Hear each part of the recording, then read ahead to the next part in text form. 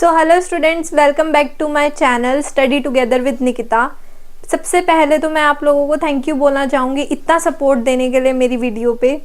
And secondly मैं ये बोलना चाहूँगी जैसे जैसे बोर्ड्स अप्रोच हो रहे हैं क्लास 12 की, जिस भी स्टूडेंट को जिस भी टॉपिक में प्रॉब्लम आ रही है वो आप कमेंट सेक्शन में डाल सकते हैं। इसको हम जल्द ही वीडियो को बनाएंगे। सो अब हम स्टार्ट करते हैं पार्ट 2 से, nature and significance of management के पार्ट 2 से। ठीक है, हमने पहली वीडियो में देखा मैनेजमेंट क्या होता है, इंट्रोडक्शन देख लिया। ठीक है, उसके बाद उसकी करेक्टरिस्टिक्स फीचर्स देख लिए एंड देन ऑब्जेक्टिव्स देख लिए। इस वीडियो में हम बात कर लेंगे इम्पोर्टेंस ऑफ मैनेजमेंट से स्टार्ट कर लेंगे कि मैनेजमेंट की इम्पोर्टेंस क्या है ऑर्गेनाइजेशन में, मैनेजमेंट की यूजफुलनेस क्या है, कैसे मैनेजमेंट हेल्प कर रहा है ऑर्गेनाइजेशन को। क्लियर? सो स्टार्ट करते हैं। स्टार्ट करते पहले इंपॉर्टेंस से, management helps in achieving organisational goals.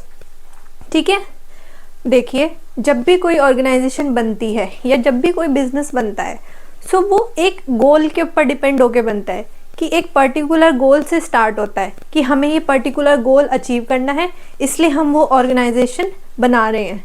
Okay, so management इसमें क्या करता है ऑर्गेनाइजेशन में, मैनेजमेंट एक कॉमन डायरेक्शन दिखाता है एम्प्लॉयज़ को। जो भी वहाँ पे एम्प्लॉयज़ वर्क कर रहे हैं सब एम्प्लॉयज़ को एक कॉमन डायरेक्शन दिखाता है मैनेजमेंट कि कैसे हमें उस गोल तक पहुँचना है। ठीक है, वो सारे रिसोर्सेज अरेंज करेगा, सारे man power, resources, material, machine, सारी चीज़ें अवेलेबल करेगा किस डायरेक्शन में, कि ऑर्गेनाइजेशन का गोल कैसे अचीव करना है टाइमली। ओके, सो सबसे पहली इंपॉर्टेंस मैनेजमेंट की यही आ जाती है कि ये क्या करता है, हेल्प करता है, helps in achieving organisation goals. Clear? Next हम बात कर लेते हैं management increases efficiency. Clear? Efficiency जो लास्ट वीडियो में मैंने बताया था कि एफिशिएंसी से आप क्या समझते हैं। एफिशिएंसी का मतलब होता है कि हमें अपने प्रोडक्ट की कॉस्ट को कम करना, मतलब reducing of the cost of the product. ठीक है, उससे क्या होगा, मैनेजमेंट का बेसिकली दो ऑब्जेक्टिव्स पे काम करेगा, एक तो इफेक्टिवनेस बढ़ाने का वर्क में और दूसरा एफिशिएंसी लाने में। इफेक्टिवनेस तो ऑन प्रॉपर टाइम को काम पे करे और लेसर रिसोर्सेज, बट अगर एफिशिएंसी की बात करें, एफिशिएंसी में क्या होगा, लेसर कॉस्ट में जो भी प्रोडक्ट वगैरह है, जो भी कॉस्ट आ रही है उसको रिड्यूस करने में हेल्प करे। ठीक है, जब भी मैनेजमेंट ये प्रिंसिपल्स अपने दिमाग में लेकर चलेगा कि हम मेरे को क्या करना है, एफिशिएंसी इंक्रीज करनी है ऑर्गेनाइजेशन की, मतलब जो भी काम करना है रिड्यूस द कॉस्ट के बेसिस पे करना है। उससे क्या होगा, डायरेक्टली इनडायरेक्टली ऑर्गेनाइजेशन की जो भी वर्किंग है उसकी प्रोडक्टिविटी इंक्रीज होगी। ठीक है, प्रोडक्टिविटी इंक्रीज होगी तो सेल्स इंक्रीज होगी, सेल्स होगी ग्रोथ होगी, ग्रोथ होगा प्रॉफिट होगा। ठीक है, इससे क्या होगा, डायरेक्ट किस पे अचीव कर रहा है ये मैनेजमेंट, किसकी तरफ जा रहा है, गोल्स की तरफ। क्लियर? नेक्स्ट है हमारा मैनेजमेंट इंक्रीजेस एफिशिएंसी। नेक्स्ट अगर हम बात करें, management creates a dynamic organisation. Dynamic क्या होता है, बेसिकली डायनेमिक मीन्स चेंजिंग और अपग्रेडिंग, मतलब जो टाइम से टाइम चेंज हो रहा है। Dynamic here means changing, dynamic मतलब चेंजिंग। क्या डायनेमिक है, जो हमारा एनवायरनमेंट है जिसमें ऑर्गेनाइजेशंस, जिसमें बड़े बड़े बिजनेस सरवाइव कर रहे हैं, वो डायनेमिक है, वो टाइम से टाइम चेंज होता जा रहा है। ठीक है, जैसे अगर हम बात करें लोगों का फैशन, टेस्ट, प्रेफरेंस, सारा टाइम से टाइम क्या होता रहता है, चेंज होता रहता है। तो ऑर्गेनाइजेशन क्या है, तो उसमें क्या करता है मैनेजमेंट, बेसिकली उसमें मैनेजमेंट उन सारी चीज़ों को देखता है, नीड्स कैटर करता है, मतलब कि लोगों की क्या फैशन प्रेफरेंस आ रही है, क्या चेंज आ रही है और टेस्ट में। ठीक है, वो सारी चीज़ें देखता है और फिर वो सारी चीज़ें एनवायरनमेंट में एनालाइज करने के बाद अपनी ऑर्गेनाइजेशन में अप्लाई करता है। तो उससे क्या होगा, ऑर्गेनाइजेशन में एक तरह से डायनेमिक एनवायरनमेंट क्रिएट होगा। ओके, सो उससे क्या होगा, एक तो डायनेमिक, जब भी एनवायरनमेंट की प्रैक्टिसेस मैनेजमेंट अप्लाई कर लेगा, एक तो ऑर्गेनाइजेशन में भी डायनेमिक एनवायरनमेंट आ गया। सेकेंडली क्या हो गया, जो बिजनेस है वो लॉन्ग टर्म के लिए भी आगे सरवाइव करेगा, है ना। अगर अभी मैनेजमेंट ने वो सारी चीज़ें अप्लाई नहीं करी, जिसकी वजह से जो बिजनेस है, बिजनेस क्या करेगा, लेग डाउन हो जाएगा, मतलब पीछे हो जाएगा।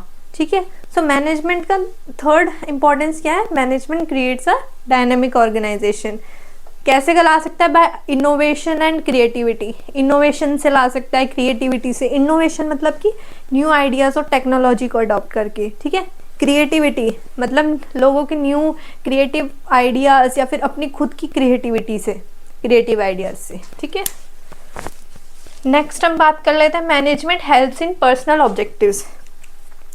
जो भी हमारे ऑर्गेनाइजेशन में काम कर रहे हैं लोग, एम्प्लॉयज़ वगैरह, वो किसी ना किसी ऑब्जेक्टिव से तो काम कर ही रहे होंगे, पर्सनल ऑब्जेक्टिव्स होंगे उनके, इसलिए काम करेंगे ना। अगर आप लोग भी किसी ऑर्गेनाइजेशन में वर्क करने जाओगे तो पहला आपका मोटिव क्या होगा कि सैलरी तो डिसेंट मिल रही है या फिर नहीं, पहला मोटिव तो यही होगा। सो ऐसे क्या होगा, मैनेजमेंट क्या हेल्प करता है, मैनेजमेंट लोगों को मोटिवेट करने में हेल्प करता है, मतलब एम्प्लॉयज़ को मोटिवेट करता है। मोटिवेशन से क्या होगा, वो उनके जो पर्सनल गोल्स होंगे उनको तो अचीव कर ही पाएंगे, साथ में क्या होगा, ऑर्गेनाइजेशन के भी ऑब्जेक्टिव कंप्लीट कर पाएंगे। क्लियर। नेक्स्ट हम कर लेते हैं बात helps in development of the society. ठीक है, मैनेजमेंट का जो काम है सिर्फ ऑर्गेनाइजेशन से लिमिटेड नहीं होना चाहिए, उसका बियॉन्ड ऑर्गेनाइजेशन भी होना चाहिए, टुवर्ड सोसाइटी भी होना चाहिए। कैसे सोसाइटी की डेवलपमेंट कर सकता है, एम्प्लॉयमेंट अपॉर्चुनिटीज़ देकर। ठीक है, ग्रेजुएटेड और पोस्ट ग्रेजुएटेड स्टूडेंट्स को वर्क देके, like in HR department, vacancy in HR department और finance department and so on, किसी भी डिपार्टमेंट में देकर। ठीक है, क्वालिटी ऑफ गुड्स और सर्विसेज प्रोवाइड करके। ठीक है, एक जो स्टैंडर्ड मेंटेन किया है ना गुड्स और सर्विसेज का, उसी स्टैंडर्ड पे क्वालिटी प्रोवाइड करे गुड्स एंड सर्विसेज की।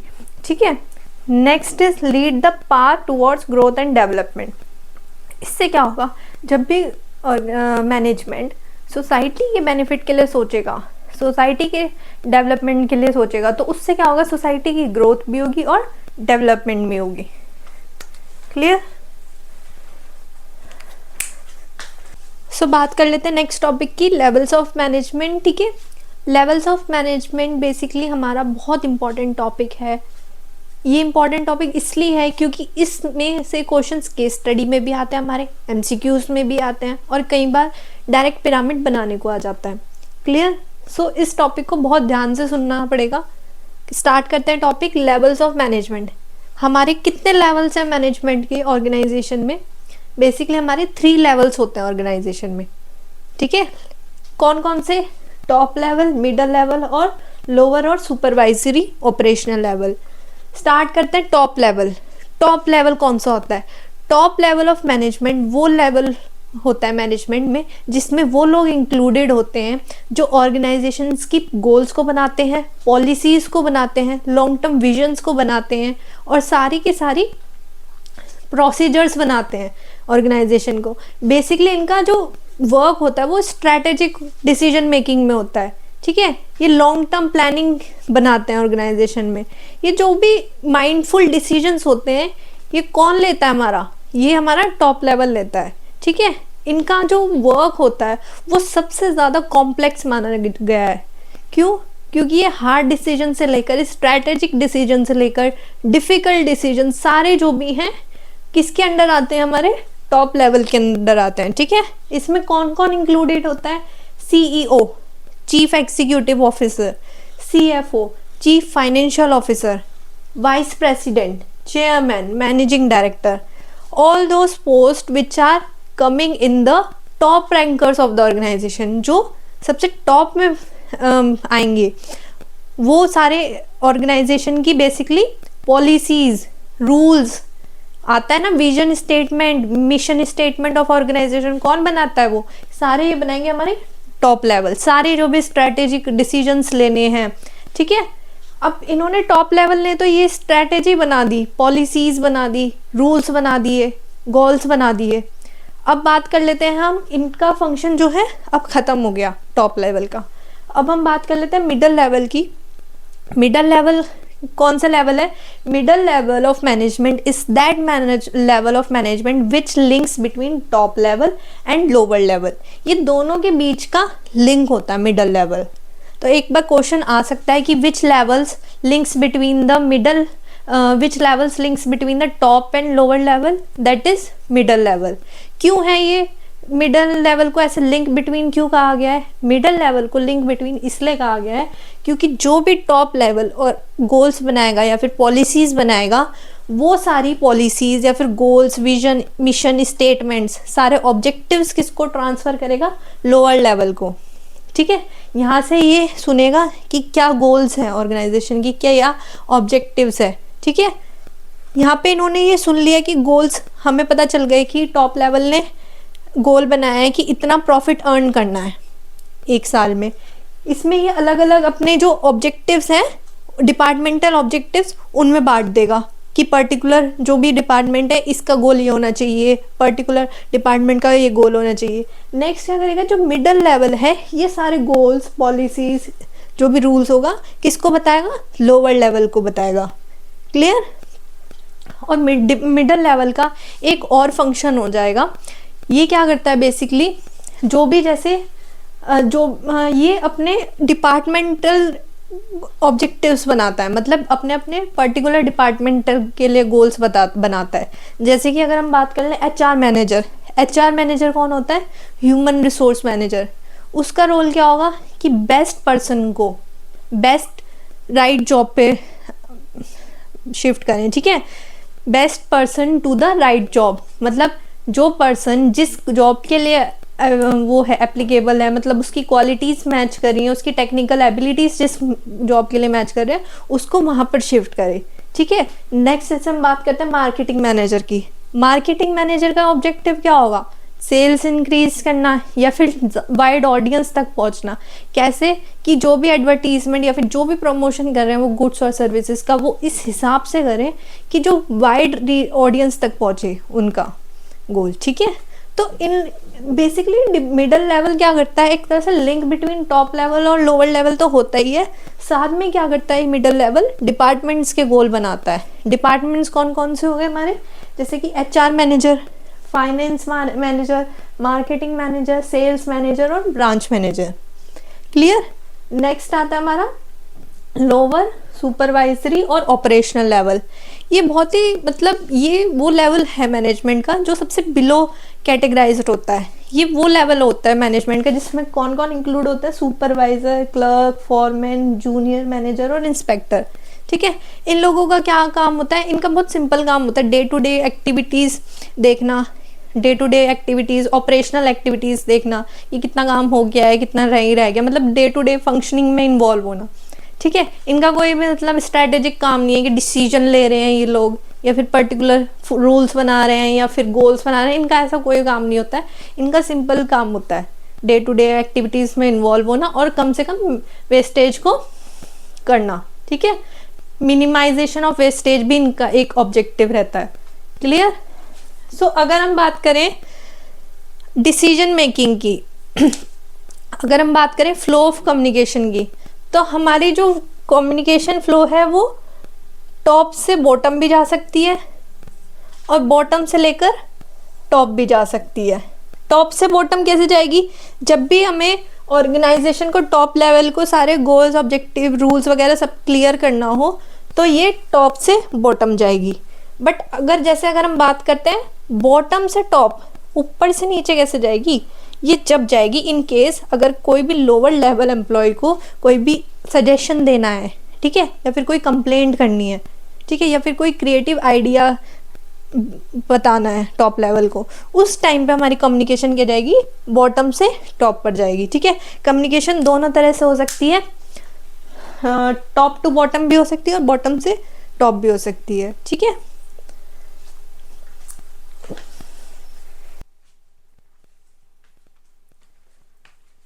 तो अब हम बात कर लेंगे फंक्शंस ऑफ मैनेजमेंट में।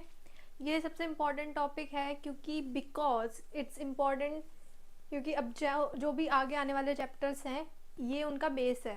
ठीक है, जैसे आप लोगों को चैप्टर दिख जाएगा, प्लानिंग दिख जाएगा, ऑर्गेनाइजिंग दिख जाएगा, स्टाफिंग दिख जाएगा, सारे चैप्टर्स आपको दिख जाएंगे। तो ये बेस है उन चैप्टर्स का। ठीक है, स्टार्ट करते हैं फंक्शन से। फंक्शंस क्या है मैनेजमेंट का? पहला, इसके लिए एक हमें निमोनिक्स दिया गया है, POSDC। ठीक है, P से मतलब होता है प्लानिंग, O से ऑर्गेनाइजिंग, S से स्टाफिंग, D से डायरेक्टिंग एंड C से कंट्रोलिंग। अभी 1 बाय 1 हम सारे पढ़ेंगे कि 1 बाय 1 पढ़ेंगे हम। प्लानिंग के बाद ऑर्गेनाइजिंग, फिर डायरेक्टिंग, फिर स्टाफिंग एंड कंट्रोलिंग। ठीक है, स्टार्ट करते हैं हम प्लानिंग से। प्लानिंग प्लानिंग सबसे पहला फंक्शन है मैनेजमेंट का, सबसे पहले स्टार्ट होता है मैनेजमेंट का वर्क। इसमें क्या होता है कि planning is basically that function of management in which management decides in advance where we are and where we want to go. ठीक है, it basically it's a gap in which we decide which plans are to be made and how to target the goal। Planning हमारा वो function है management में जिसमें हमारा management ये decide करता है कि हम फिलहाल में कहाँ पर है और हमें इन फ्यूचर जाना कहाँ है, फ्यूचर में हमें गोल क्या अचीव करना है। ठीक है, तो बेसिकली प्लानिंग फंक्शन में क्या करता है मैनेजमेंट? प्लानिंग फंक्शन में मैनेजमेंट प्लान्स बनाएगा। किसके अकॉर्डिंग प्लान्स बनाएगा? गोल्स के अकॉर्डिंग।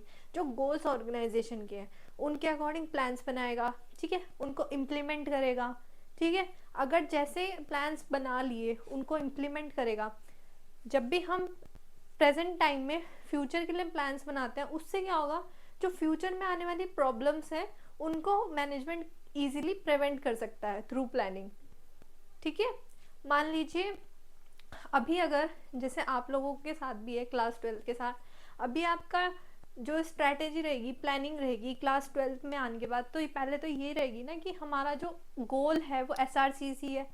ठीक है, किसी का गोल होगा 90 अबव परसेंटेज लाना, किसी का होगा SRCC को क्रैक करना, SRCC तक पहुंचना।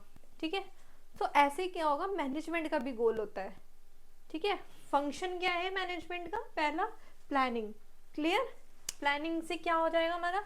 डिसाइडिंग इन एडवांस, पहले ही चीजें डिसाइड कर लेंगे कि हमें करना क्या है। ठीक है, ब्रिजेस गैप, एक गैप होता है ये, इसको गैप को फुलफिल करता है। अब यहाँ पे क्या होगा, प्लानिंग डिसाइड होगी, इसमें हम जो मैनेजमेंट है प्लान्स डिसाइड करेगा, प्लान्स को इम्प्लीमेंट करेगा, एग्जीक्यूट करेगा। ठीक है, एम्प्लॉयज को बताएगा। क्लियर? नेक्स्ट अब हम बात कर लेते हैं फंक्शन की।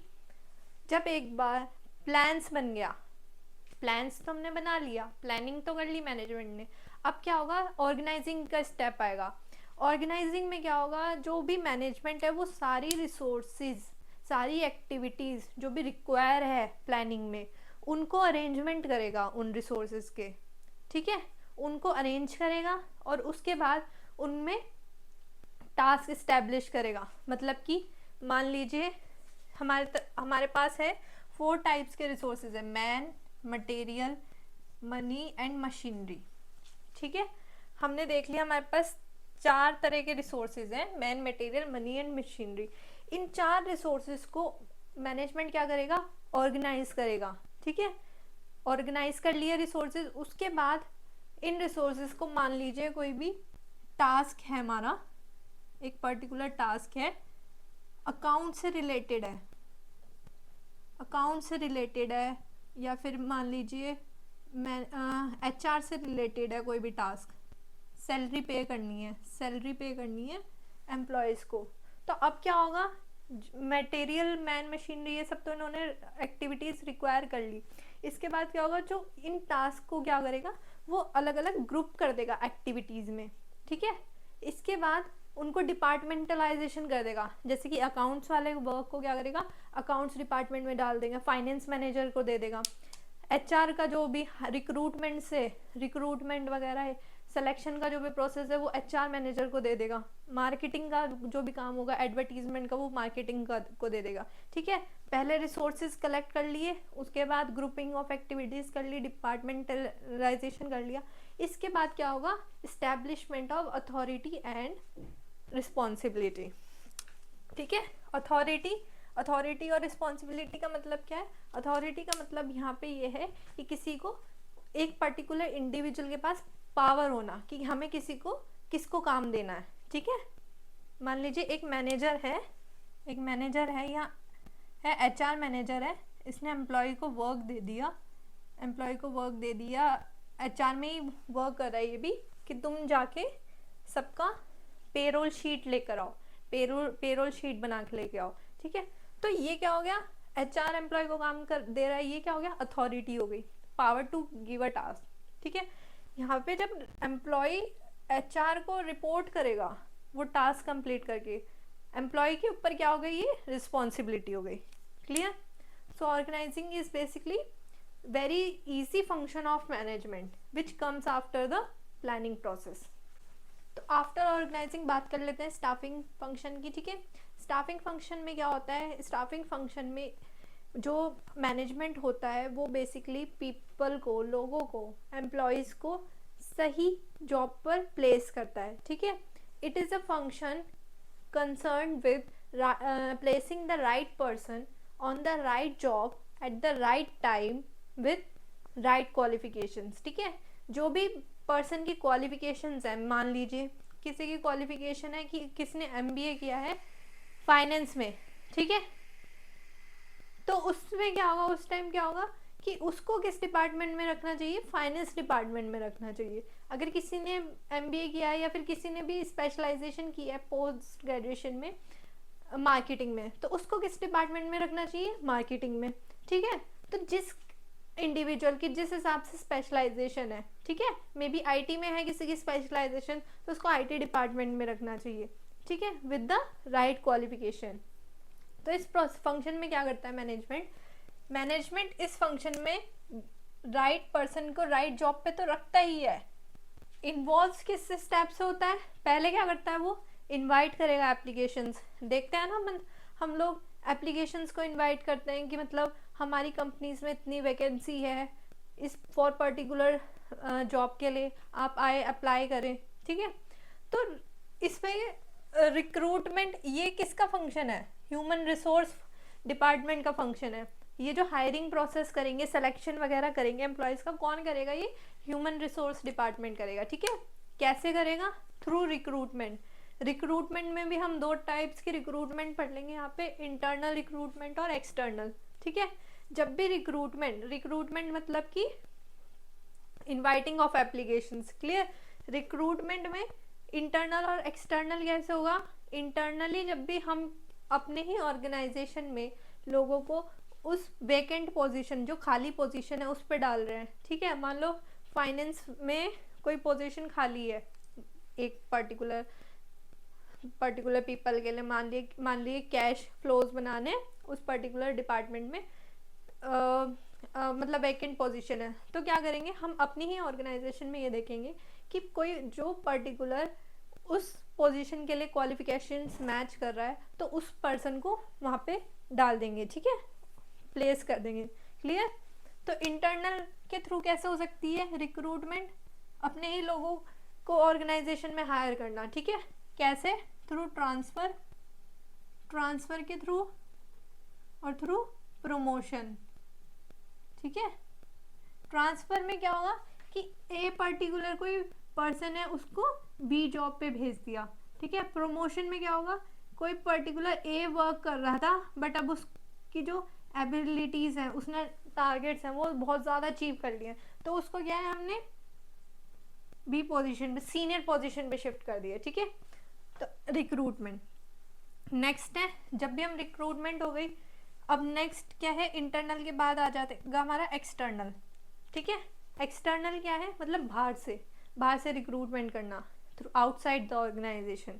ठीक है, it is open to all, सभी को बुलाएंगे और वो जो भी प्रोसेस होगा कंपनीज का उसको फॉलो अप करेंगे एंड देन रिक्रूटमेंट करेंगे। It is external source. Clear?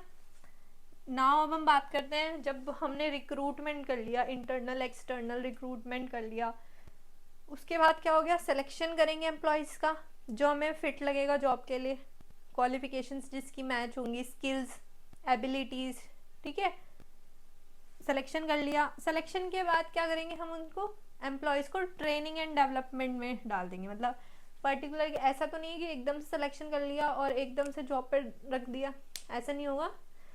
अलग अलग ऑर्गेनाइजेशन का एक पर्टिकुलर टाइम पीरियड होता है। किसी का मान लीजिए 2 वीक्स का ट्रेनिंग पीरियड होता है, किसी का 14 डेज या फिर ऐसे लगभग 1 मंथ भी हो जाता है। मतलब it depends to organization to organization. Clear? That is staffing function. ये हमारा क्लियर होगा। अब बात कर लेते हैं नेक्स्ट फंक्शन की मैनेजमेंट की, दैट इज डायरेक्टिंग। डायरेक्टिंग वो फंक्शन है मैनेजमेंट का जिसमें हम लोगों को इन्फ्लुएंस करते हैं, मोटिवेट करते हैं, गाइड करते हैं। किस लिए गाइड करते हैं? To achieve organizational objective. Clear? Directing is that function of management in which management is involved in leading, directing, motivating individuals to target the aim. Clear? कैसे मोटिवेट करेंगे इंडिविजुअल्स को काम के लिए? उनको इंसेंटिव्स देके, ठीक है, incentive financial non financial incentives provide करके, अप्रेजल करके, प्रेज करना एम्प्लॉयज़ को उनके वर्क के लिए कि तुमने अच्छा काम किया, अप्रेज करके मोटिवेट कर सकते हैं। नेक्स्ट इज थ्रू पर्क्स वगैरह प्रोवाइड करके या फिर प्रमोशन प्रोवाइड करके। क्लियर?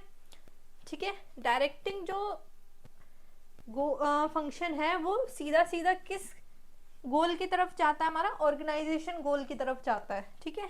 Next, enhances performance.